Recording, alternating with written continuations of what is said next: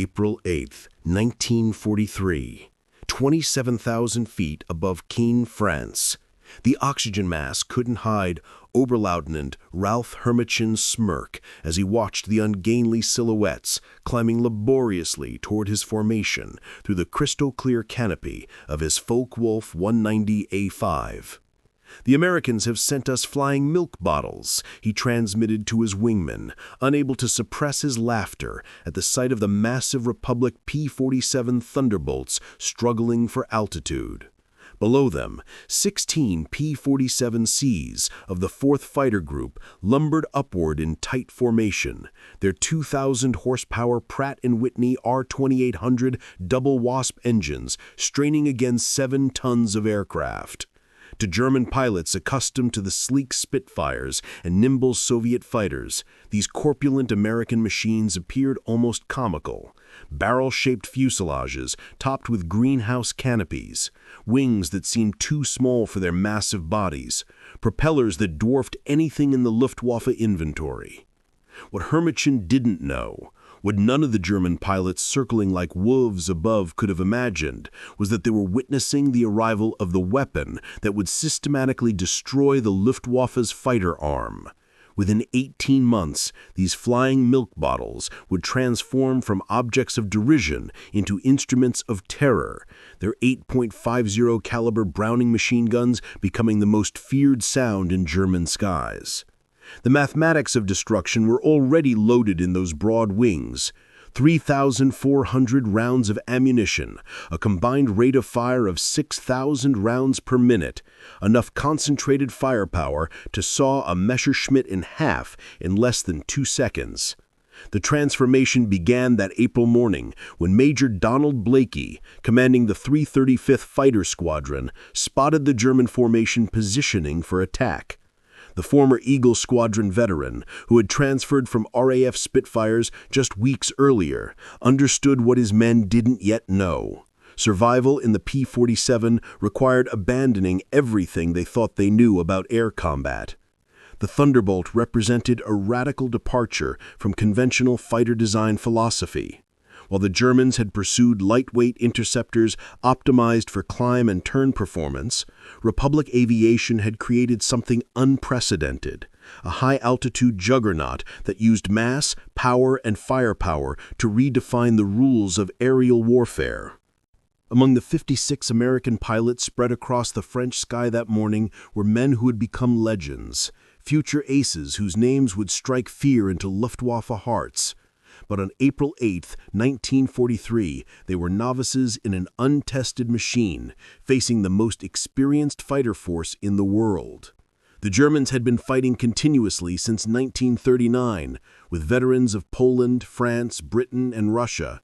The Americans had been in combat for exactly 0 days. This story is about how industrial logic defeated tactical brilliance, how quantity and quality merged into overwhelming superiority, and how German pilots' laughter turned to terror as they discovered what 8 synchronized Browning machine guns could do to an aircraft at 400 yards. The Republic P-47 Thunderbolt had emerged from a June 1940 panic. As German fighters swept across France, Alexander Kartveli, Republic Aviation's Georgian-born chief designer, received urgent specifications from the U.S. Army Air Corps. They wanted a high-altitude interceptor capable of matching the Luftwaffe's best. "It will be a dinosaur," Kartveli admitted to his design team. "But it will be a dinosaur with good proportions."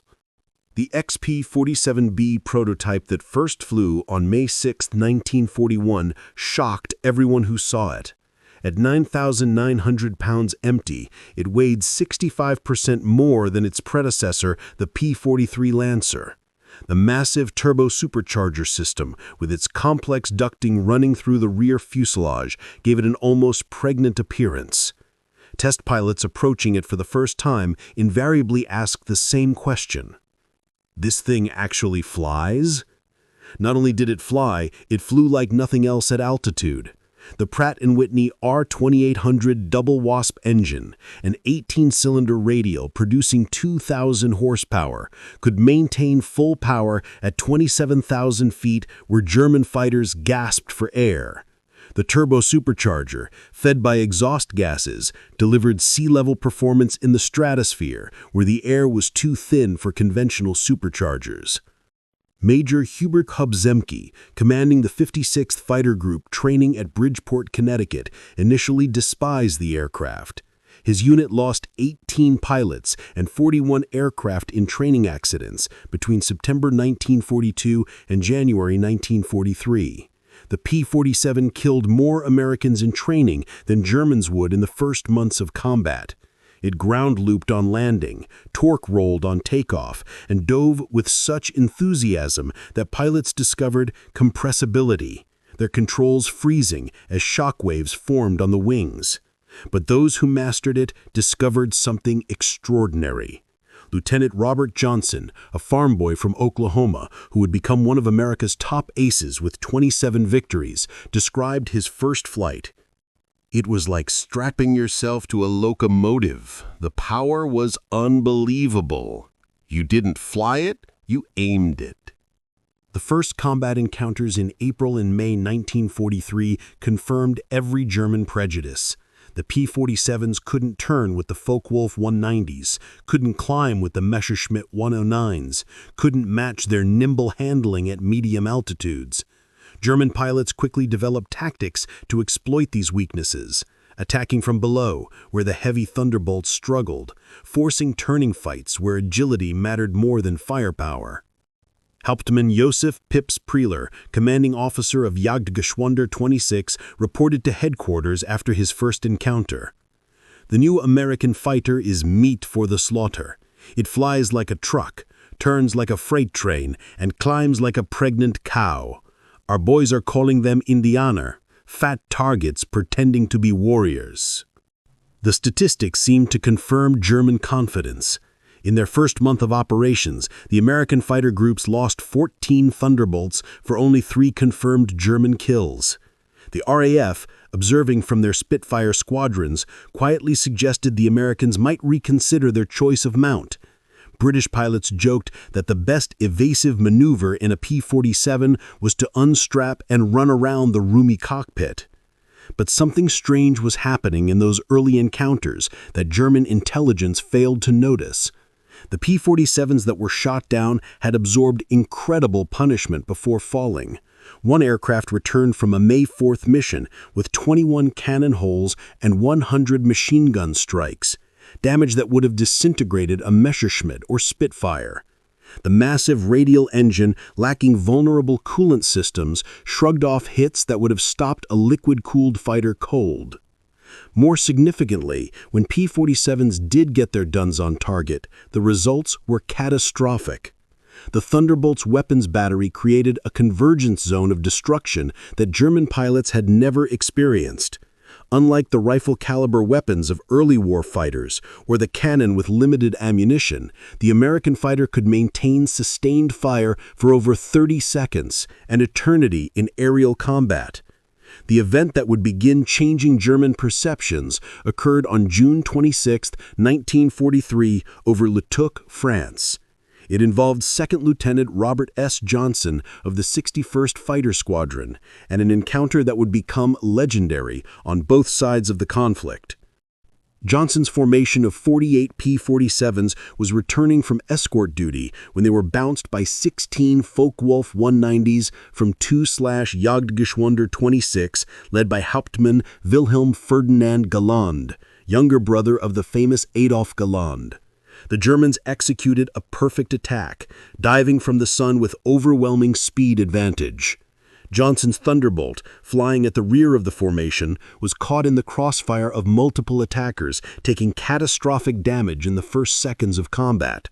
20mm cannon shells exploded across his aircraft.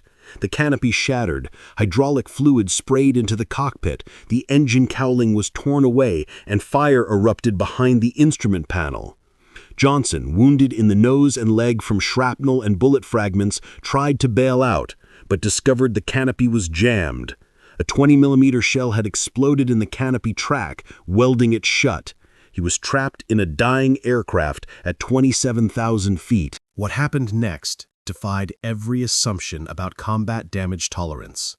Despite having no forward visibility through the oil-covered windscreen, a barely functioning engine that shook violently, and controls that responded only intermittently, Johnson managed to level the aircraft and point it toward England. The P-47 continued flying with damage that would have reduced any other fighter to falling debris. Then, it got worse. A lone Focke-Wulf 190, flown by an unknown pilot from 2-point SUG-26, discovered the crippled Thunderbolt limping toward the channel at less than 170 miles per hour. Historical research has never definitively identified this pilot, though several names had been proposed based on German combat reports from that day. What followed was one of the most extraordinary encounters in aerial warfare history.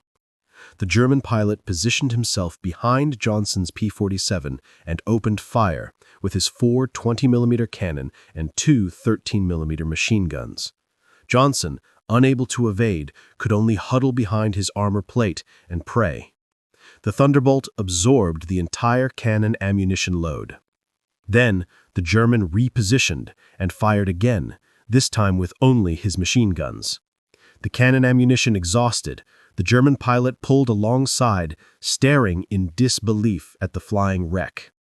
Johnson could see his face clearly, young, blonde, his expression shifting from confidence to confusion to something approaching fear. The German repositioned and emptied his remaining machine gun ammunition into the Thunderbolt. Still, it flew. He pulled alongside again, shook his head in apparent amazement, gave an informal salute, and peeled away, presumably out of ammunition. Johnson's P-47 landed at Manston with its engine failing on the runway. The crew chief stopped counting bullet holes after reaching 200. One cannon shell had exploded inches from Johnson's head. Another had detonated against the armor plate behind his seat. The engine had taken direct hits. The control cables were partially severed. 3 of the 4 main longerons, the structural backbone of the fuselage, were shot through. Yet the aircraft had brought him home. The survival of Johnson's aircraft sent shockwaves through both air forces. American engineers studying the wreckage realized they had underestimated their own creation. German intelligence, receiving combat reports from 2-point Jagdgeschwader 26, initially refused to believe it. No aircraft could absorb that much punishment, they wrote, until testimony from multiple pilots confirmed the impossible. The Thunderbolt had taken everything the Luftwaffe's best fighter could deliver, and survived. By July 1943, American pilots were learning to exploit the P-47's true strengths.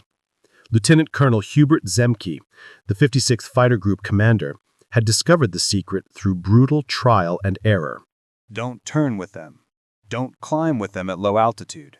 Use your weight, use your power, use your guns. The Thunderbolt's massive weight, initially seen as a disadvantage, became a weapon. In a dive, nothing could catch it. From 30,000 feet, a P-47 could reach 550 miles per hour, faster than any German fighter could achieve even in a vertical dive. This speed could be converted to altitude in a zoom climb that left pursuing fighters helplessly behind. Captain Walker Bud Mahoran, who would become one of the first American aces in Europe, developed what became known as the boom and zoom tactic, though pilots called it the Thunderbolt turkey shoot. Instead of engaging in traditional dogfights, P-47 formations would climb to 30,000 feet, higher than German fighters could effectively operate. When Luftwaffe fighters appeared below, the Thunderbolts would roll inverted and dive, reaching speeds that made deflection shooting impossible for defending Germans. At the bottom of these dives, the American heavy machine guns would speak. German pilots who survived described it as facing a wall of lead, the combined firepower creating an impenetrable zone of destruction. Aircraft caught in this convergence pattern didn't just fall, they disintegrated. The true revelation of American firepower came during the August 17, 1943, dual raid on Schweinfurt and Regensburg, the deepest penetration into Germany attempted to that date. This mission would demonstrate both the P-47's limitations, its range, even with drop tanks, and its terrifying effectiveness when employed properly. Major David Schilling, leading the 62nd Fighter Squadron, encountered a formation of Messerschmitt 110 destroyer aircraft, positioning to attack B-17s with their heavy cannon and rocket armament. The twin-engine German fighters, heavily armed but less maneuverable, with Luftwaffe's specialized bomber killers. Schilling's flight of 4 P-47s rolled into their attack dive from 28,000 feet. Unterofficer Hinrich Roth, a gunner in one of the Mech 110s who survived, later recounted in a POW interrogation. The American fighters came down like hammers from heaven. I opened fire at 800 meters. Good hits. I saw them strike the fighter's wing. The P-47 didn't even wobble. Then he fired. The aircraft ahead of us simply came apart. Not shot down, destroyed. Wings separated from fuselage, tails severed, the crew compartment shredded into metal confetti. In 2 seconds, a 110 became nothing. 8 Messerschmitt 110s were destroyed in less than a minute. The German pilots had never experienced such concentrated firepower. Each P-47 carried 425 rounds per gun, 3,400 rounds total, weighing nearly 900 pounds. At convergence distance, typically set at 300 yards, all 8 guns' ballistic paths intersected in a zone roughly 6 feet in diameter. Anything in that zone faced 100 projectiles per second, each traveling at 2,900 feet per second. The ammunition itself was a revelation of American industrial capacity. While German fighters struggled with limited cannon ammunition, typically 120 to 200 rounds for a 20-millimeter weapon, American pilots could maintain fire for over half a minute. The standard combat load mixed armor-piercing incendiary tracer, and standard ball ammunition in patterns designed to both destroy and ignite. Lieutenant Colonel Francis Gabby Gabreski, who would become the top American ace in Europe with 28 victories, described the effect. When you hit them with all 8, they don't just go down, they explode. I saw a 109 literally cut in half, the tail falling one way, the nose and wings another. The pilot never knew what hit him. By September 1943, the Luftwaffe was discovering another horrifying reality about the P-47. Its performance improved dramatically with altitude, while German fighters suffered. The turbo-supercharged Doppelwasp maintained its rated power output to 30,000 feet. German fighters relying on single-stage or two-stage mechanical superchargers saw their performance degrade significantly above 25,000 feet. Oberlieutenant Hans Philipp, one of Germany's most successful aces with 206 victories, encountered this reality fatally on October 8, 1943. Leading Jagdgeschwader 1 against a B-17 formation at 28,000 feet over Bremen, Philipp found his Focke-Wulf A6 sluggish and unresponsive in the thin air. The BMW 801, powerful at medium altitudes, was gasping for oxygen nearly 6 miles above the Earth. When P-47s of the 56th Fighter Group dove on his formation from 32,000 feet, German fighters were ducks. Robert Johnson, now an experienced combat pilot on his way to A status, was flying at 31,000 feet when he spotted Philipp's distinctive Focke-Wulf with its elaborate nose art. Johnson's combat report was clinical. Opened fire at 300 yards, 30-degree deflection. Observed strikes along entire fuselage. Enemy aircraft exploded. No parachute observed. Philipp's death sent shockwaves through the Luftwaffe.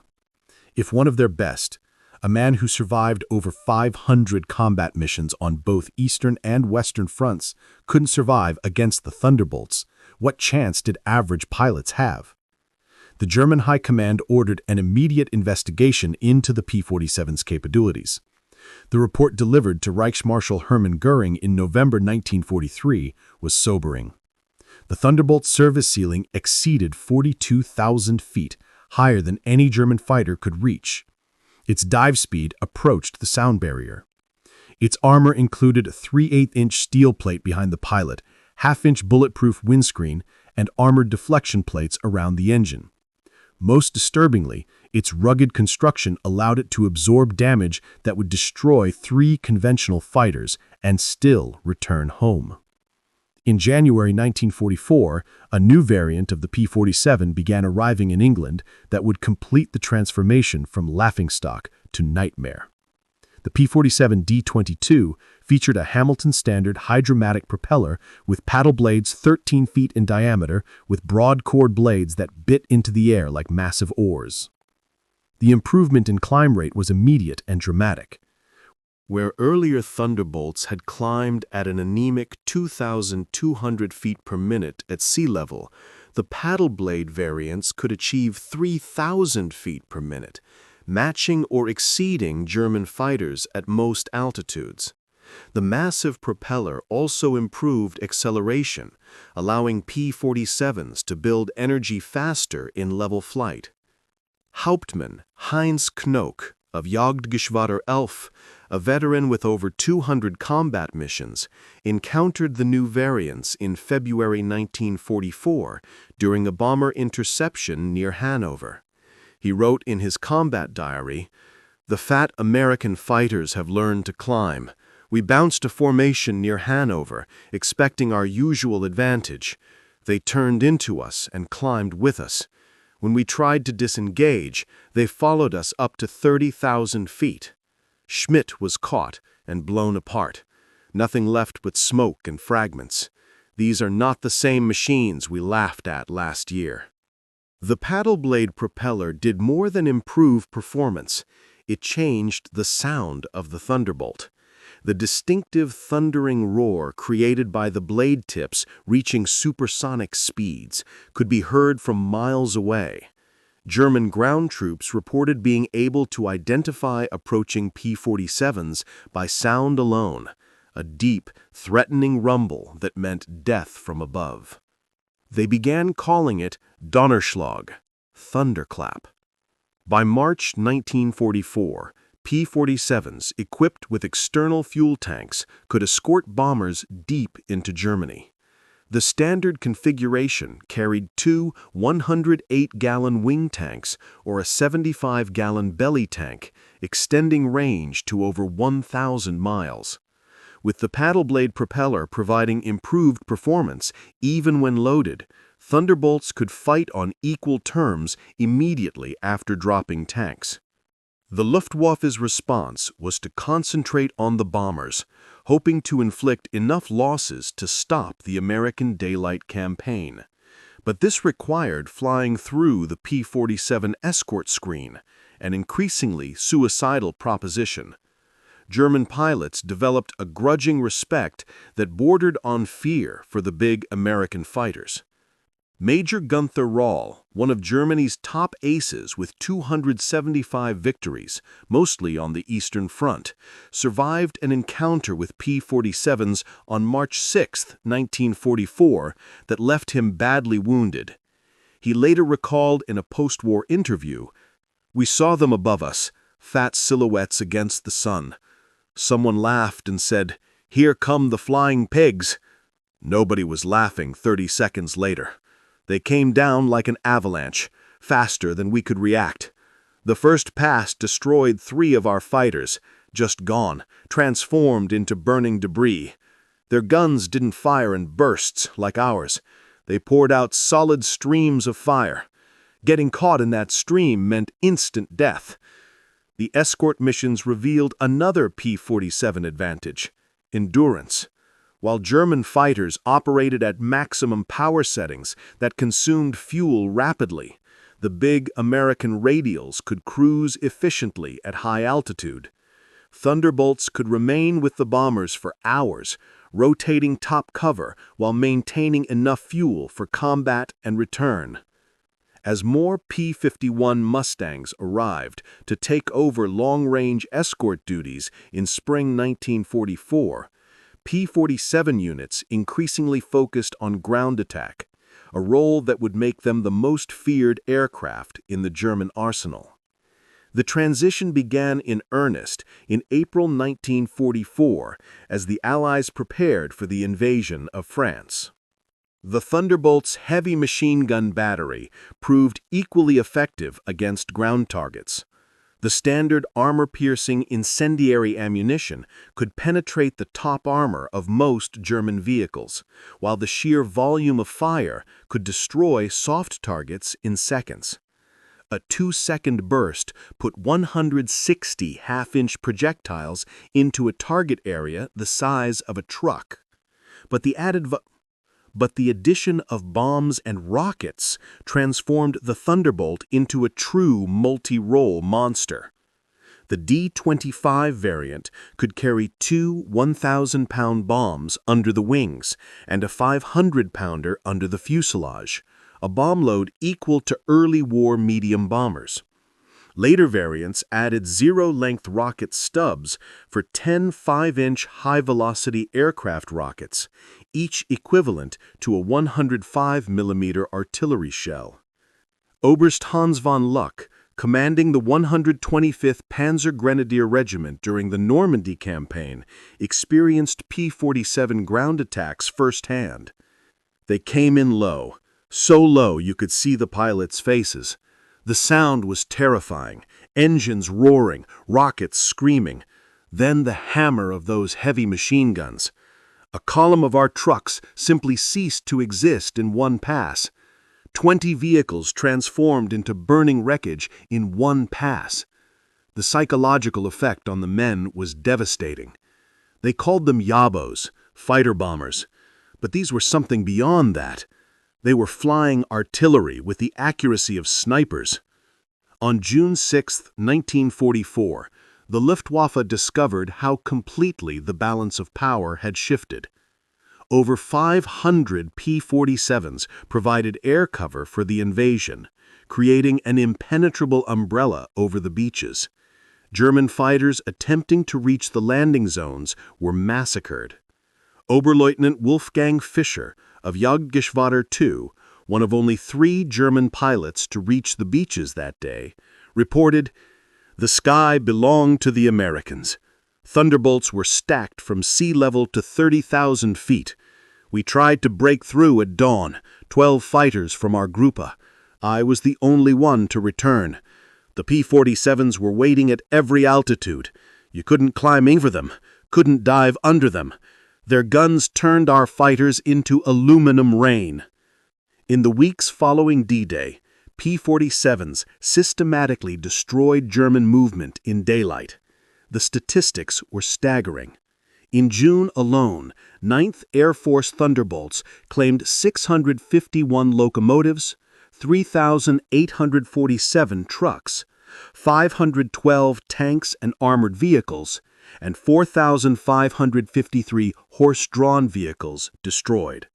The Wehrmacht was forced to move only at night, severely hampering their ability to respond to Allied advances. The Germans tried everything to counter the Thunderbolt threat.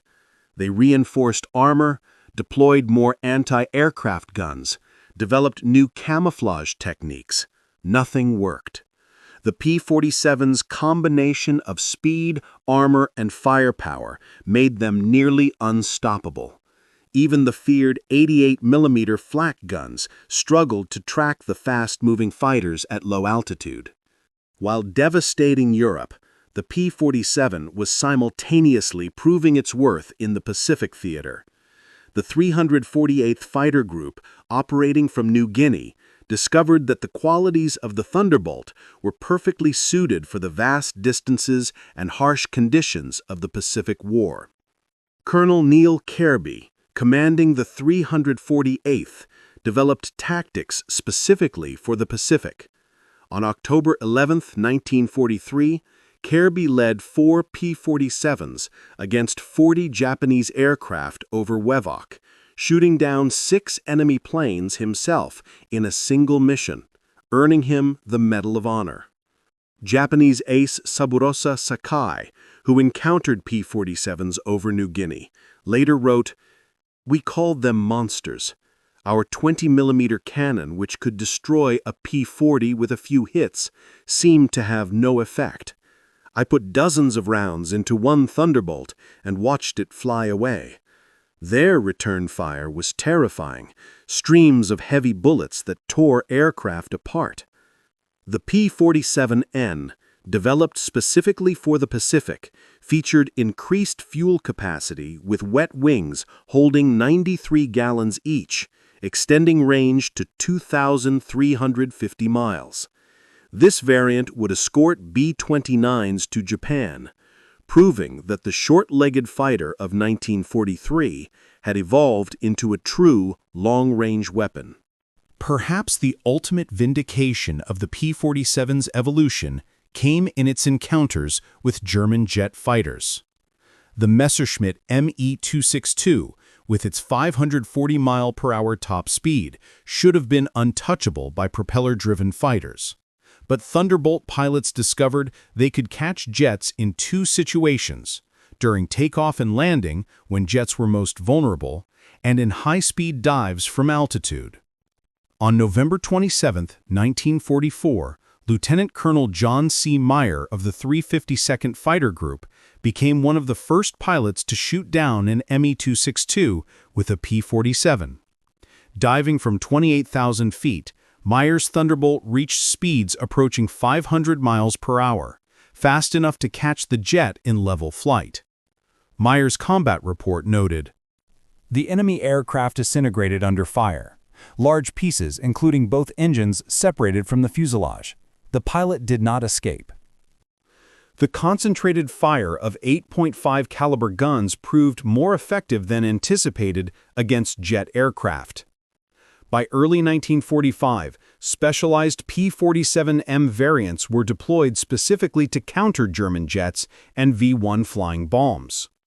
With water methanol injection boosting power to 2,800 horsepower and refined aerodynamics, these ultimate Thunderbolts could reach 470 miles per hour in level flight at 30,000 feet, fast enough to intercept even jets under certain conditions.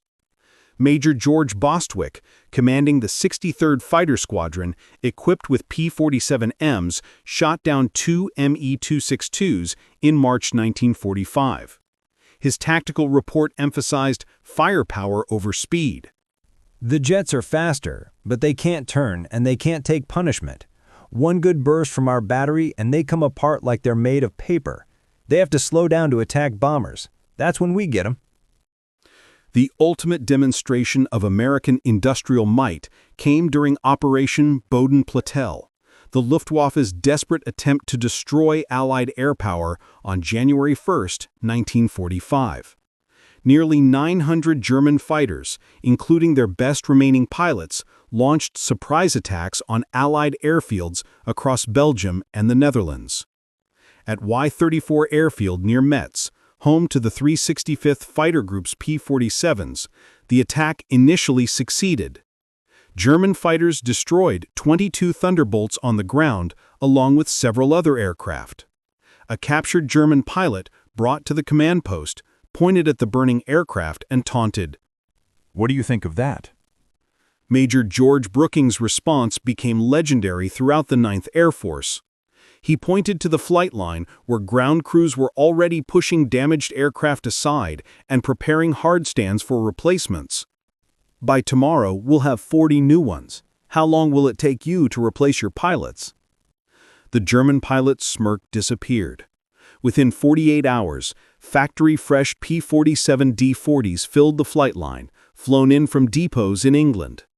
The Luftwaffe lost 271 aircraft and 213 pilots in Bodenplatte, including many irreplaceable instructors and squadron leaders.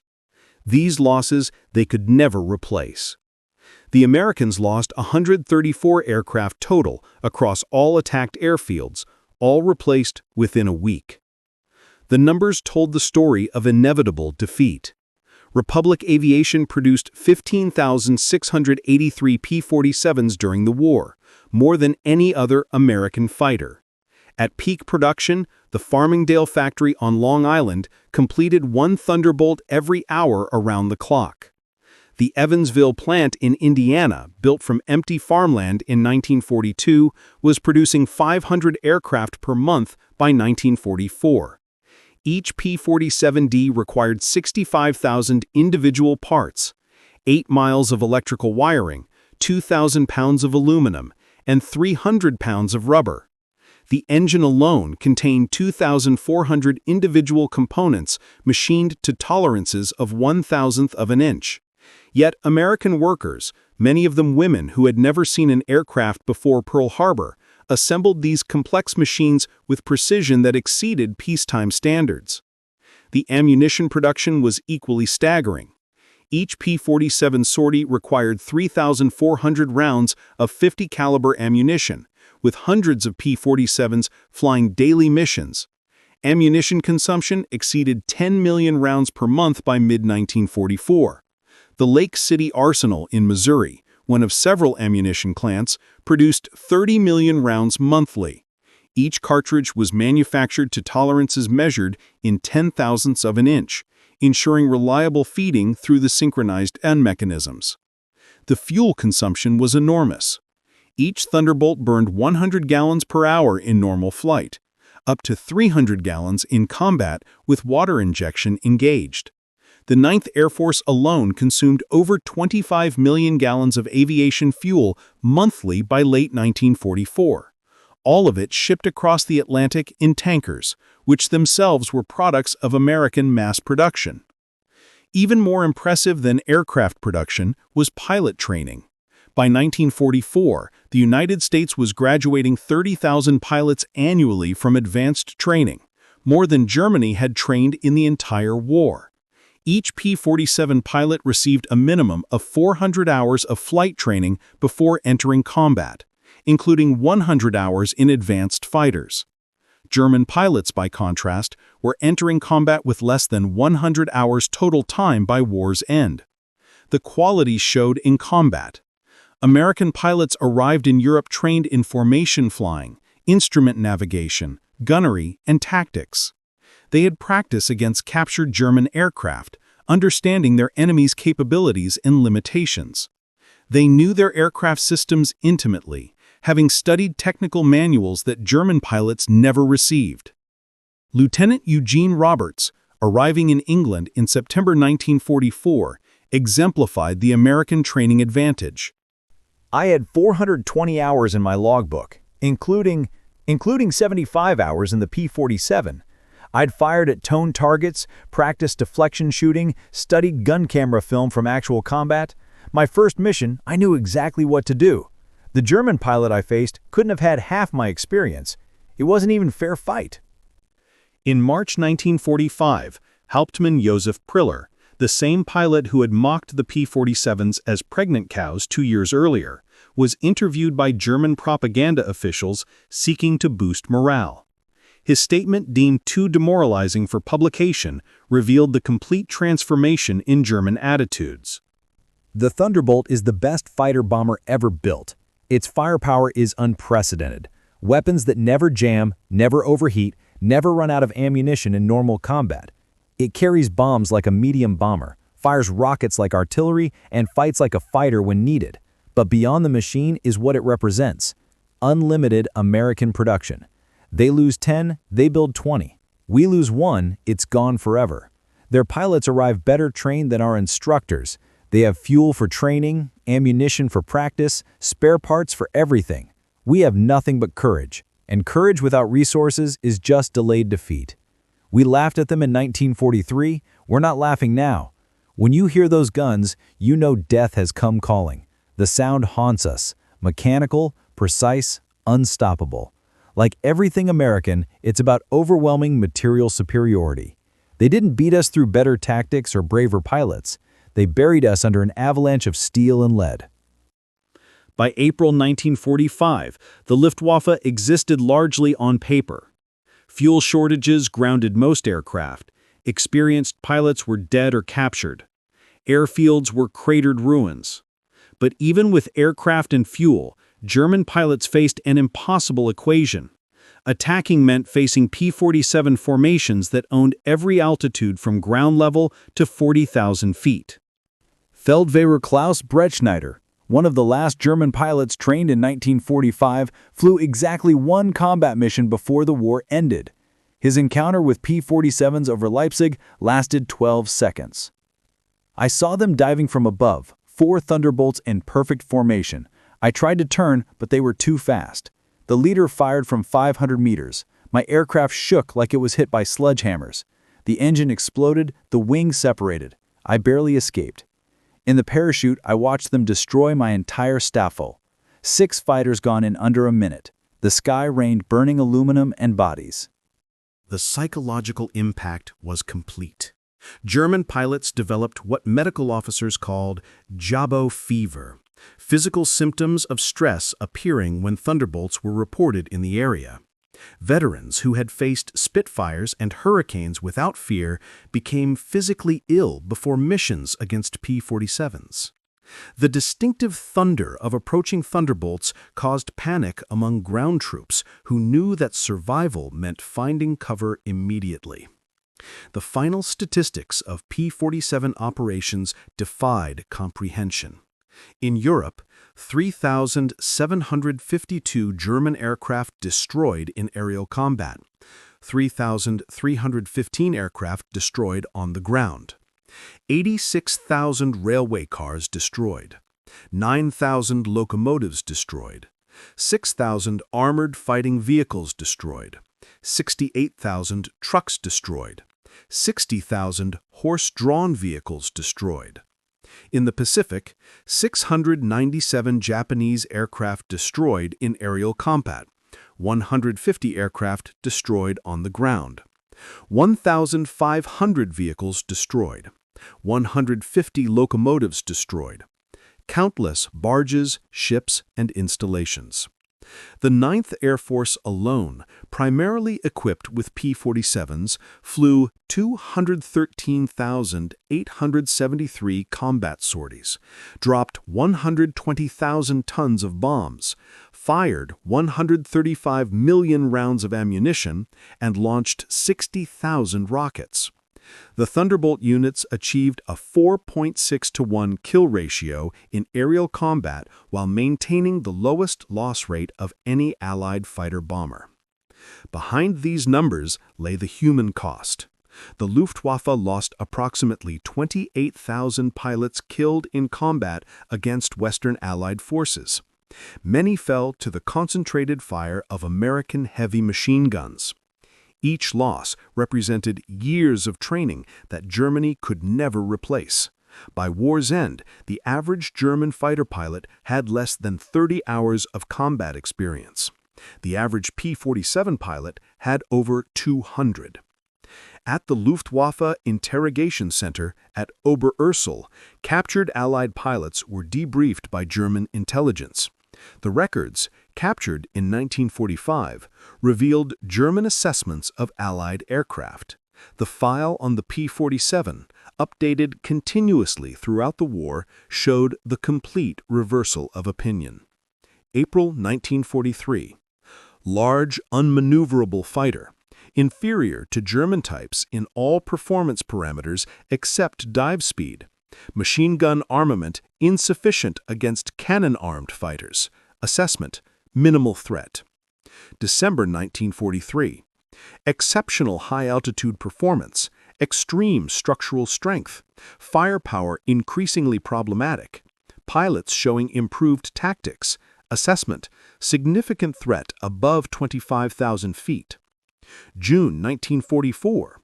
Dominant fighter-bomber, superior to all German types above 20,000 feet, firepower devastating against all target types. Structural strength makes shoot-down extremely difficult. Assessment: critical threat at all altitudes. March 1945. Best fighter-bomber of the war. Combination of firepower, durability, and performance unmatched. Pilot quality exceptional. Assessment: unsurvivable in direct engagement. In 1985, at a reunion of German and American fighter pilots in Phoenix, Arizona, former adversaries met in peace. General Lieutenant Adolf Galland, former head of the Luftwaffe fighter arm, was asked about the P-47. His response, recorded on video, captured the complete transformation. "We made a terrible mistake in 1943. We saw this big, heavy fighter and laughed. The Americans don't understand air combat, we said. They built a bomber and called it a fighter." We were the ones who didn't understand. The Americans didn't try to build a European fighter. They built an American one, designed around production, firepower, and survivability. They understood that in a war of attrition, the plane that could take punishment and deliver devastating firepower would win. They were right. The first time I flew a captured P-47 after the war, I understood everything. The power was incredible. It climbed like it was falling upward. The cockpit was comfortable, the visibility excellent, the controls precise. It was a pilot's aircraft wrapped in armor. But what really impressed me was realizing that America built over 15,000 of these complex machines while fighting a two-ocean war. Each one required an engine more complex than anything Germany produced, yet they built them faster than we could build simple fighters. That's when I knew we never had a chance. Those guns. We called them Roosevelt's piano because of the sound they made. Once you heard that sound, you never forgot it. Many of my friends heard it for the last time. The P-47 didn't just defeat the Luftwaffe, it destroyed it. The P-47's design represented American industrial philosophy perfectly. Brute force engineering backed by unlimited resources. Every component was overbuilt, overpowered, and over-engineered. The wing spars could support 40,000 pounds, 3 times the aircraft's loaded weight. The engine mount could withstand 12 G-forces. The control cables were doubled throughout with automatic backup systems. The ammunition feed system alone was a marvel of engineering. 8 separate ammunition boxes, each holding 425 rounds, fed through electric boost motors to prevent jamming during high-G maneuvers. The guns were electrically heated to prevent freezing at altitude. Each gun had its own charging mechanism and could be individually synchronized. The convergence was adjustable from 150 to 400 yards, allowing pilots to optimize for their preferred engagement range.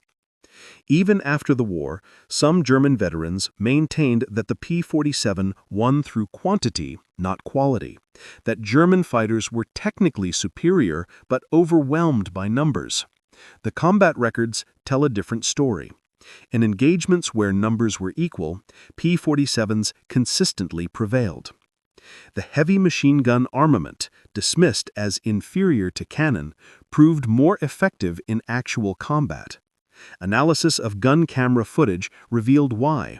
Cannon shells, while individually more destructive, required precise aim and had limited ammunition, typically 120 to 200 rounds total. The P-47's weapons created a probability cloud of bullets that guaranteed hits even with imperfect aim. At typical engagement ranges, a 2-second burst put at least 20 rounds into a fighter-sized target, enough to ensure destruction. The ammunition itself was superior. American .50 caliber armor-penetrating incendiary rounds used a delayed action fuse that ensured penetration before detonation. The incendiary compound burned at 3,000 degrees Fahrenheit, hot enough to ignite aluminum structure. German 20mm shells, while heavier, often exploded on surface contact, causing spectacular but sometimes superficial damage. The P-47 Thunderbolt remains the heaviest single-engine piston fighter ever mass-produced. Its empty weight of 10,000 pounds exceeded the gross weight of some twin-engine fighters. Its engine produced more power than entire bomber formations from the previous war. Its weapons delivered more firepower than a squad of infantry. Yet it was built by the thousands, flown by kids barely out of high school, and maintained under combat conditions by mechanics who learned their trade in weeks. The transformation of German opinion from mockery to terror took less than 2 years. In that time, the flying milk bottle became the most feared aircraft in the Luftwaffe's experience. Veterans who had faced Spitfires and Hurricanes without fear spoke of P-47s in hushed tones decades after the war. At the United States Air Force Museum in Dayton, Ohio, a restored P-47D sits among other legendary fighters. Its placard lists specifications and battle honors, but the real story is told by a small display case containing spent .50 caliber shells and a strip of gun camera film showing a Focke-Wulf 190 disintegrating under fire. Below the display is a quote from an unnamed German pilot taken from a 1945 interrogation report.